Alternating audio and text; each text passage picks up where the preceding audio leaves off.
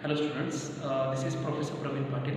I'm going to introduce you for the subject which is high performance computing. This is a semester 7 subject for computer engineering department, and the subject code is 410241. This is very important. We should remember our subject code because it is very important at the point of your exam and your examination paper or something. Right now I'm going to introduce you about the subject. There will be teaching scheme, credit and examination scheme, prerequisite course, what does subject need, companion course, course outcome, objectives and course contents. Okay, so we are going to start with teaching scheme. The teaching scheme is like this, that there will be a theory lectures of 4 hours per week. Okay, then second one is the credit. The credit for the subject is 4. Then third one, examination scheme. The examination scheme is divided into two parts. Scheme 1, that is INSEM. There will be one INSEM paper, and that is for 30 marks. And there will be a second scheme number 2 is, I will write this is 1. This is 1. This is 2. The scheme number 2 is EndSem paper. There will be one EndSem paper, and which will carry mark for 70, or it will carry 70 marks. Okay, so the paper will be about, the total will be about 100. Okay, that is EndSem for 30 marks and EndSem paper for 70 marks. Then I am going to come to discuss about prerequisite course. What we mean like a prerequisite is that what basic what we should be familiar with the basic things. The prerequisite that you should be, till now you should be familiar with the subject called as a microprocessor, which you have already learned in second year. These are the second year subjects, and prerequisite is that, means prerequisite is that like this. When you want to learn something about HPC, or when you want to study about HPC, high performance computing, the background things which you need to be very familiar with, you should be familiar with, is microprocessor. Then second one is computer organization and architecture. The third one is principles of programming language, and fourth one is you should be familiar with system programming and operating system. So these are the prerequisite course which you should be familiar with, or the concepts of these subjects might be used in high performance computing, and you should be familiar with that. Then the companion course is about the companion course, or the practical based on this particular subject will be called as laboratory practice 1. Okay, that is called as a companion course. So there will be a combination of HPC, there will be combination of data analytics in LP1 and AIR as well. Then we are coming to the course objectives. The course objectives is that what we are going to learn, or what will be the outcome and what will be the objectives. The first objective is that to study the parallel computing hardware and programming model. Second one, to be very conversant, that we should be familiar with the performance analysis and modeling of parallel program. Here we are going to focus something about parallel program, and we should be able to do the analysis of with analysis with performance and modeling along with the parallel program. The third one is to understand the option available to parallelize the program. That means there will be huge program, there will be a big leg program, and we need to make it parallelize. So the third one is how to make that program parallelize. So that is the third course objective. And the fourth one is to know operating system requirement. So when we are going for the parallelization of the program, we should be familiar with an operating system. So which operating system we should be choosing for making that program parallelized.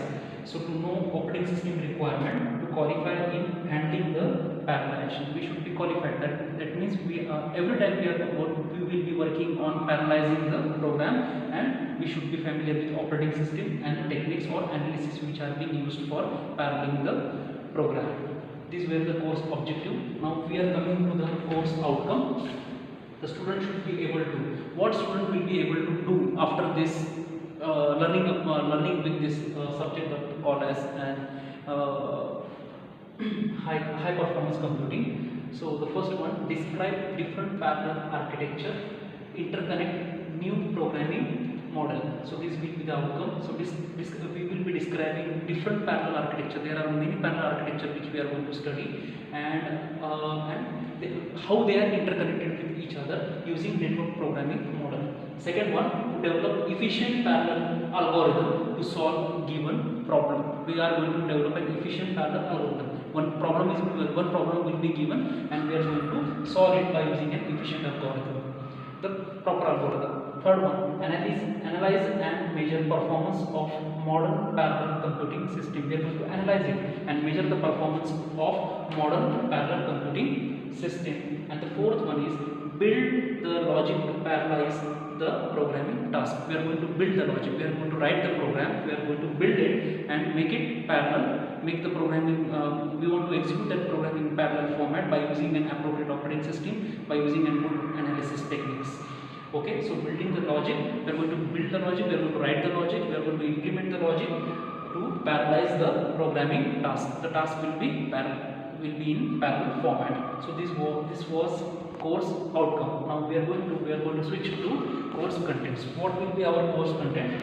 The whole subject is divided into 6 units. The first unit will be carrying introduction. So what will be the introduction? Introduction about high performance computing, which will be carrying something about implicit, explicit parallelism. Okay, so we are going to focus on these things.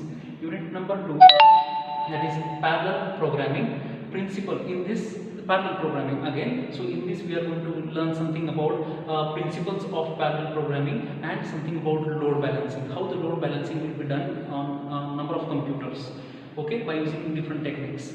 Third unit will be of the basic communication. In basic communication we are going to learn something about one-to-all and all-to-one broadcast and reduction techniques. So how one computer can or one processor can connect to another many number of different processors, how many processor can connect to one processor, how the broadcasting messages are being transferred, or how the broadcasting is being done, and also reduction is all to one and broadcast is one to all, like this.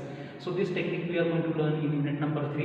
Unit number 4 will be analytical model of parallel programming. In this we are going to learn something about the techniques of matrix multiplication. Many number of different techniques which are being available or embedded into matrix multiplication. So this we are going to learn in analytical model of parallel programming. Analytical model, we are going to develop some models and which will be useful for our parallel programming. Now unit number 5 will be focusing on parallel algorithm. So parallel algorithm, which parallel algorithm we are going to use? For the some are bubble sort and quicksort algorithm. Okay, so we are going to deeply see how bubble sort and quicksort algorithm, which we have already learned in our second year and third year engineering course. So they will be useful for doing a parallel algorithm. So that is in unit number 5, and unit number 6 will be focusing on CUDA architecture. So CUDA architecture will be a new architecture for you, a new technique to learn about this. So what do you mean by CUDA? CUDA is Compute Unified Device Architecture. And here we are going to learn something about how to write CUDA C program, how to write the programming for CUDA kernels, and also managing GPU. GPU is a graphical processor unit. So this was all about unit number 6. So this was the course contents. So I think we have been covered up with what is actually an HPC and all the marking scheme, examination scheme, what will be the outcome, objectives, course content is being very clear to us, and prerequisite for the course. So thank you all.